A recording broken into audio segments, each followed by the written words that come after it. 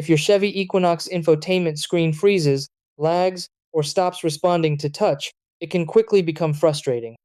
The system controls your audio, navigation, Bluetooth, and vehicle settings, so when it glitches, it affects the whole driving experience. Fortunately, most touchscreen problems are software related and can be fixed with a simple reset before considering professional repair.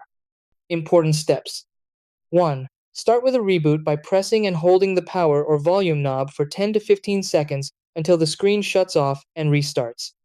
2. If the issue continues, turn the vehicle off, remove the key fob, and disconnect the negative battery terminal for 5 to 10 minutes, then reconnect it. 3. For a full factory reset, turn the ignition on, go to Settings, select Vehicle, then choose Factory Reset and confirm.